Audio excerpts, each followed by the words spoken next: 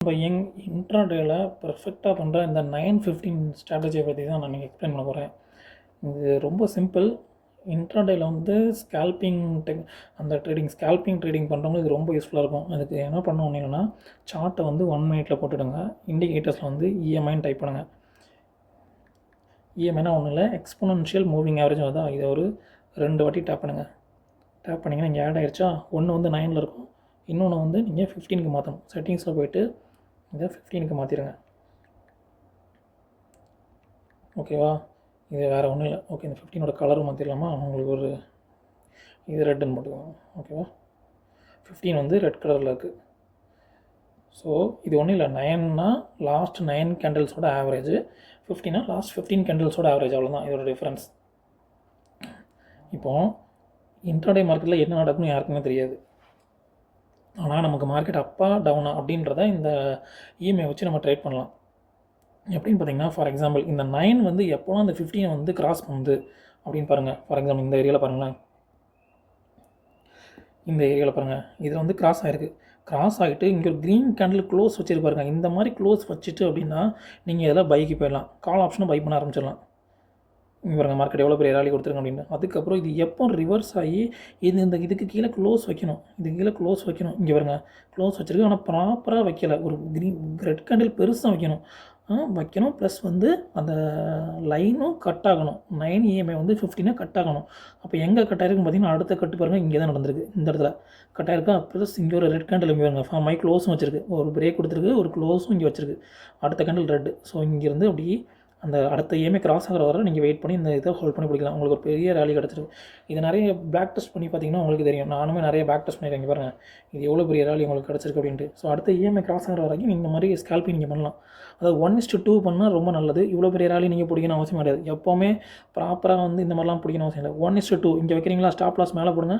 இதிலேருந்து ஒரு 1:2 வச்சு நீங்கள் அழகாக நீங்கள் இந்த மாதிரி ஸ்கேல்பிங் அழகாக பண்ணலாம். இதுக்கு கீழே ஸ்டாப் லாஸ் போடுங்க. பை பண்ணும்போது இதுக்குலேருந்து இவ்வளோ தூரம் ஒரு 1:2 வச்சு அழகாக பிடிக்கலாம். இதை பேக் டெஸ்ட் பண்ணுவாங்க. இப்போது மறுபடியும் இப்போ இங்கே பாருங்களேன், இப்போ இந்த இடத்துல பார்த்தீங்கன்னா கிராஸ் ஓவர் நடக்குது. ஃபார் எக்ஸாம்பிள் இந்த இடத்துல கிராஸ் ஓவர் நடக்குது. சரி, ஓகே. ஆனால் நமக்கு க்ளோஸ் கிடைக்கல. க்ரீன் கட்டில் எங்கே க்ளோஸ் வந்திருக்கா, கிடைக்கல. இங்கே பாருங்கள், இங்கே கிராஸ் ஓவர் நடக்குது. இங்கே ஒரு க்ளோஸ் கிடச்சிருக்கு. இங்கே பாருங்கள், இதில் ஒரு ரெட்டு மாதிரி இந்த இடத்துல ஒரு ஸ்கேல்ப் அடிச்சிருக்கலாம் நம்ம சின்னதாக. பெர்ஃபெக்டாக ஸ்கேல்ப் பண்ணோம்னா அந்த ப்ராப்பராக க்ரீன் கேண்டில் க்ளோஸ் கொடுக்கணும். இங்கே பாருங்கள், கிராஸ் ஓவர் நடந்திருக்கு, ஆனால் எங்கேயுமே கட் ஆகலை. இங்கே ஒரு க்ரீன் கேண்டில் நல்ல புல்லிஷாக நமக்கு தெரிஞ்சிருக்கு, க்ளோஸ் கொடுத்துருக்கு. அடுத்த கேண்டில் க்ரீன் ஆகிடுச்சு. ஸோ இந்த இடத்துல வெயிட் பண்ணியிருந்தால் நமக்கு இந்த மாதிரி ஒரு 1:2 வந்து அழகாக நமக்கு கிடச்சிருக்கும். ஈஸி அந்த 9:15 ஸ்ட்ராட்டஜி வச்சு ஈஸியாகிட்டு மார்னிங் ஸ்கேல்ப்பு நல்லா அடிக்கலாம். இதில் இங்கே பாருங்கள், இன்னொரு பேக் டெஸ்ட் கூட பண்ணி பார்க்கலாம். இப்போது இதுக்கு கேப்பில் கூட பார்த்திங்கன்னா இங்கே பாருங்கள், எங்கேயுமே கிராஸ் ஆகலை. எப்போவும் இந்த 9 வந்து 15 மேலே கிராஸ் ஆச்சுன்னா மேலே, கீழே கிராஸ் ஆச்சுன்னா கீழே, ப்ளஸ் கேண்டில் க்ளோஸ் கொடுக்கணும். ரொம்ப சிம்பிள். இங்கே வேறு எதுவுமே பார்க்க வேண்டாம். இதை வச்சு சும்மா பிரேக் ஆனோன்னா 1 or 2 கேண்டில் கரெக்டாக 1:2 ரேஷியோவில் நீங்கள் வந்து பண்ணலாம். இதில் ஸ்கேல்ப்பு பேக் டெஸ்டிங்கில் வேறு எதாவது பார்க்கலாமா?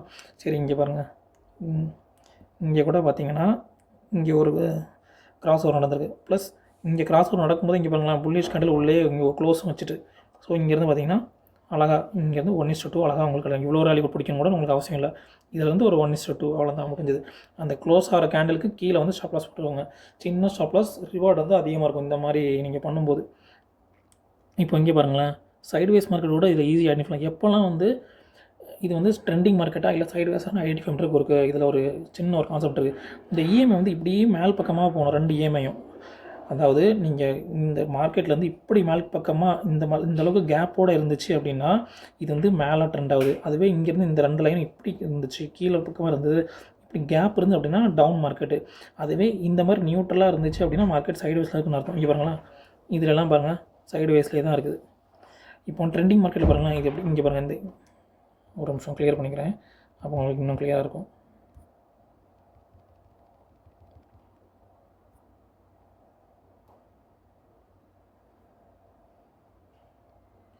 ஓகே, இங்கே பாருங்களேன், இது கிராஸ் ஓவர் ஆகிட்டு பாருங்கள், ட்ரெண்டை பாருங்கள் இப்படி இருக்கா. ஸோ அப் ட்ரெண்டுன்னு தெரிஞ்சிட்டு. இங்கே பாருங்கள், நியூட்ரலாக தான் இருக்குது, சைடுலேயே போகிற மாதிரி இருக்குது. ஸோ இதெல்லாம் என்ட்ரி எடுக்கக்கூடாது, சைட்வேஸ் மார்க்கெட். இப்போ இதுவே இங்கே பாருங்களேன், இங்கே வந்துட்டு உங்களுக்கு பார்த்தாலே தெரியும். இங்கே பாருங்கள், கீழே மார்க்க கரண்ட் மார்க்கெட்லேருந்து கீழே மார்க்க 2 எண்ணம் வருது. So down trend.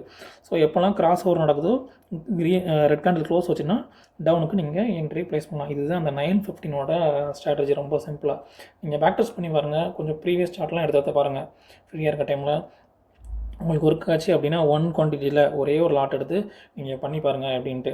உங்களுக்கு ஓகே ஆச்சு, நீங்கள் ஒரு ஸ்கேல்பராக இருக்குன்னு நினச்சிங்க, உங்களுக்கு ஃப்ரீக்வெண்ட்டாக பைஸ் எல்லாம் டக்குன்னு பண்ண வருது அப்படின்னா ப்ராக்டிஸ் பண்ணுங்கள். ப்ராக்டிஸ் பண்ணிட்டு ட்ரேட் ஸ்டார்ட் பண்ணுங்கள். இது வந்து only for educational purpose. Paper trade பண்ணுங்கள். உங்களுக்கு ஓகே அப்படின்னா நீங்கள் ட்ரேடிங்கில் வாங்க. ஓகே, நாளைக்கு இன்னொரு ஸ்ட்ராட்டஜியில் நான் உங்களை சந்திக்கிறேன். பாய்.